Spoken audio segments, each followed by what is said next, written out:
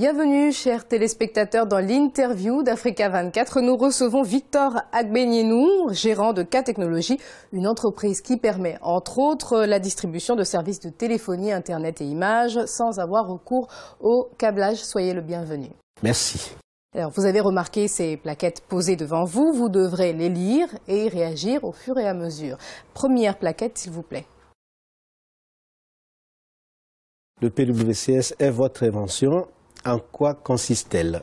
Une révolution. Oui, le PWCS, il y a 10-12 ans maintenant, était vraiment à la pointe de ce qu'on pourrait appeler la large bande pour la diffusion des N-play, c'est-à-dire la voix, données, images et tout ce qu'on mettrait là-dedans. Parce que nous faisons des transports très importants, des données, mais en voie radioélectrique, donc dans l'air.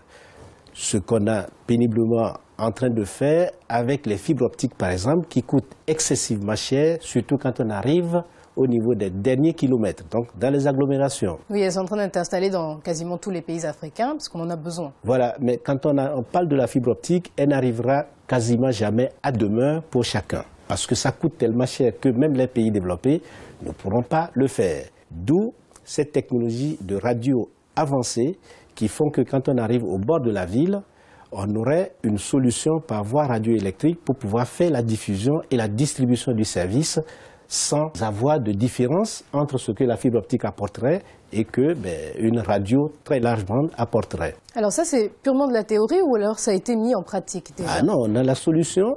Si vous ne le voyez pas, si vous ne le constatez pas, surtout en Afrique, c'est parce que les politiques africains ne veulent pas. Et on est là à ne rien avoir, ou quand il faut en avoir, on va acheter des solutions d'ailleurs, alors que nous-mêmes aussi Africains, on a pu innover à compétences égales, technologie égale que les autres. On travaille bien sûr en partenariat avec les uns et les autres, mais pourquoi nous ne produirions-nous pas nos propres solutions en partenariat avec nos amis Alors on va revenir sur cette implication des États africains dans ce projet.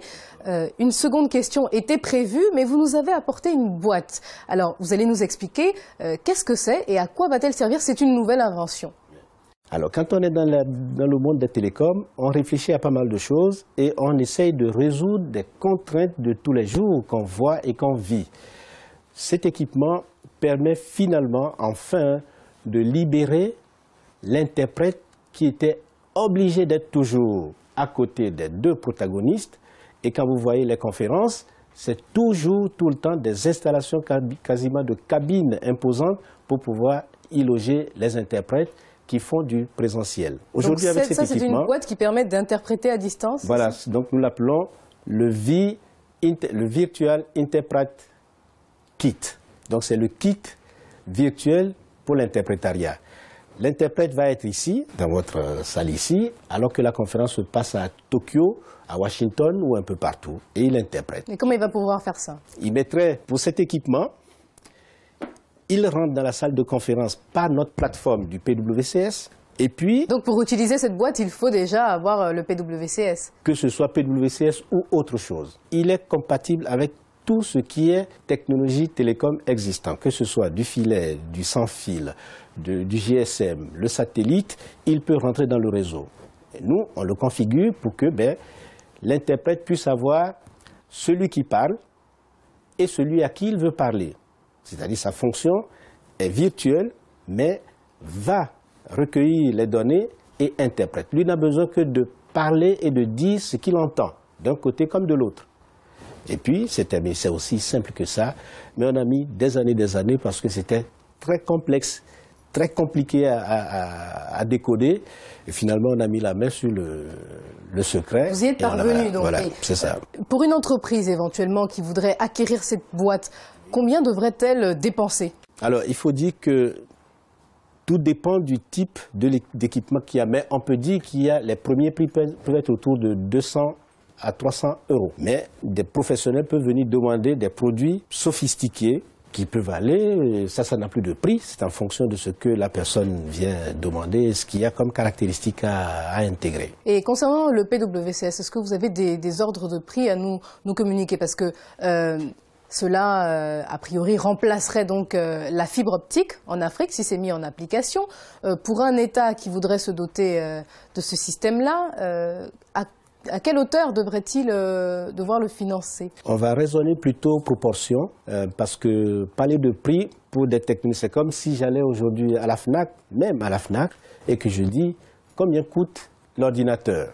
Vous voyez, alors vous êtes togolais, au Oui. Togo, si on devrait installer le PWCS par exemple, est-ce que là vous pourriez nous donner un ordre de prix? S'il fallait déployer la fibre optique sur tout le territoire togolais et déployer le PWCS, ça va être un ratio du millième pour pouvoir déployer les mêmes services, tout ça là quand on utiliserait le PWCS, au lieu de la fibre optique, qu'on n'arrivera jamais au niveau financier et technologie pour pouvoir l'acheminer à demeure. Est-ce que vous avez des possibilités de fournir des garanties aux États qui s'intéresseraient éventuellement à ce système? La garantie, puisque nous sommes natifs de ce continent, la garantie est toute faite parce que on fabriquerait les équipements sur place avec des emplois et des milliers d'emplois de créer. La maintenance, le support, c'est fait sur place, les équipements sont faits sur place, il n'y a pas meilleure garantie que ça. On ne demande de garantie que sur ce qu'on ne voit pas et ce qu'on ne maîtrise pas.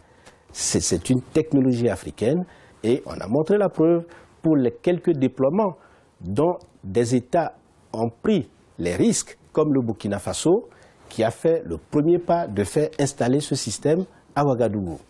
Vous avez à présent le choix entre deux questions. Alors, le développement de cette innovation, de cette invention est conditionné par l'obtention d'aides. De qui doivent-elles venir? Oui, et je ne dirais pas plutôt que ça a besoin d'aide. Les aides sont plutôt techniques pour partenaires techniques. Mais il y a besoin de compréhension et de volonté de vouloir créer de la richesse. Nous, on a besoin de gagner notre vie. Mais les États ont besoin de créer des emplois, de créer de la richesse, de faire de la croissance. Et bien donc, c'est vraiment tellement complémentaire que qu'est-ce qu'il faut pour que le PWC puisse se développer? Il y a deux choses. La première, c'est la politique. La volonté politique doit être franche, de dire oui, on a une solution, nous vous mettons au défi. Si vous êtes capable de faire ce que vous dites que vous allez pouvoir faire, on vous donne la largeur de possibilités pour pouvoir venir nous montrer ce que vous êtes capable de faire.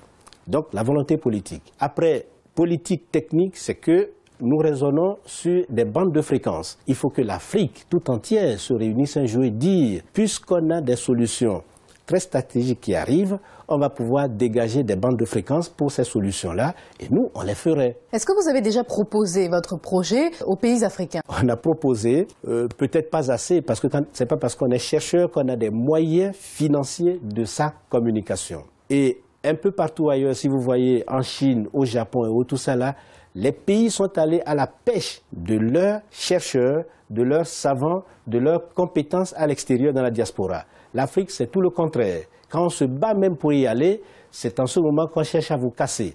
Voilà le paradoxe africain. Ce n'est pas spécifique à l'Afrique. Est-ce que ce n'est pas lié à un problème de confiance aussi, qui serait alloué à certains occidentaux? C'est une question plutôt de complexe. Quel complexe? De dire qu'Africain, on ne peut jamais aussi bien faire que l'autre. Et vous êtes en train de dire non? Attendez, on a été sur les mêmes bancs, il va fabriquer des fusées qui s'envolent, j'aurais pu le faire aussi. On ne peut pas fabriquer une fusée quand on est dans la forêt. Et est-ce qu'il y a des pays où vous avez rencontré plus de difficultés que dans d'autres? Disons plutôt qu'on va féliciter ceux qui ont aidé à accompagner le processus Donc vous jusqu'ici. félicitez le Burkina Faso. Le Bénin, parce qu'il a été le pionnier, il a pris tous les risques sans jamais rien voir et savoir ce qui va advenir depuis les années 2000.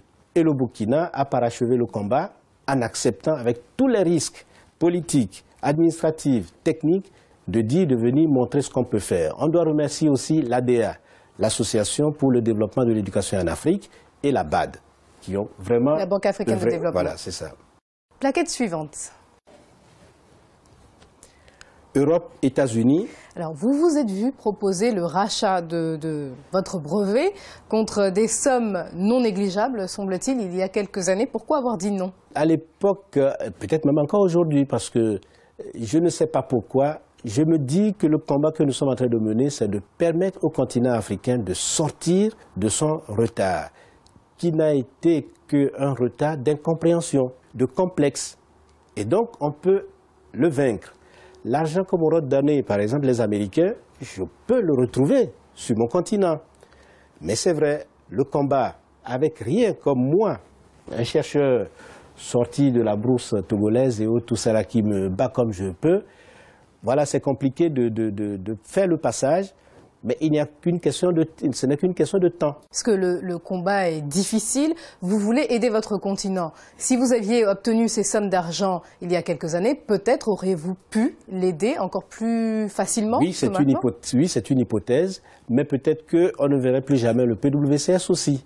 Parce que quand on achète un brevet ou une innovation de quelqu'un, on ne sait jamais si c'est pour de bonnes intentions ou de mauvaises intentions.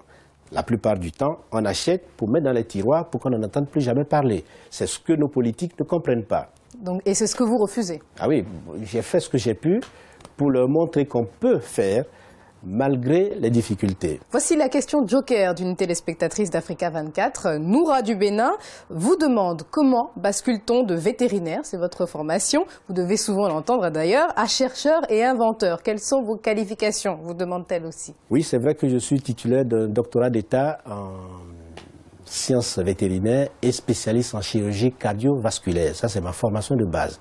Et j'ai déposé plusieurs brevets dans le domaine. Mais ayant déposé des brevets très tôt, il me fallait gérer moi-même les aspects administratifs, managériels et techniques de mes brevets. Et dans mes brevets médicaux, il n'y a pas que l'aspect technique chirurgical, il y a aspect appareillage. Donc j'ai été obligé de faire une formation complémentaire. En tout cas, j'ai une triple formation. Mon métier de vétérinaire, mon métier de technique scientifique pour pouvoir concevoir et imaginer ce que je veux faire, et puis une formation managériale qui me permet de gérer mon brevet. Ces trois éléments étaient indispensables pour que j'ai une autonomie et pouvoir faire pendant 1 ou 2 ans au niveau de chaque projet, comment le conduire et n'avoir pas besoin de grand monde. Les premiers moyens sont toujours difficiles à trouver. Par exemple, ce prototype que vous voyez, il a fallu qu'entre nous, copains, amis, parce que j'ai pu mettre le truc au point, on a pu le réaliser dans nos labos, dans nos ateliers. Merci Victor Agbenienou, gérant de K Technologies. Merci à vous d'avoir accepté de répondre à ces questions. C'est moi qui vous remercie aussi. Merci. Et merci à tous les téléspectateurs d'Africa 24, la première chaîne d'information panafricaine.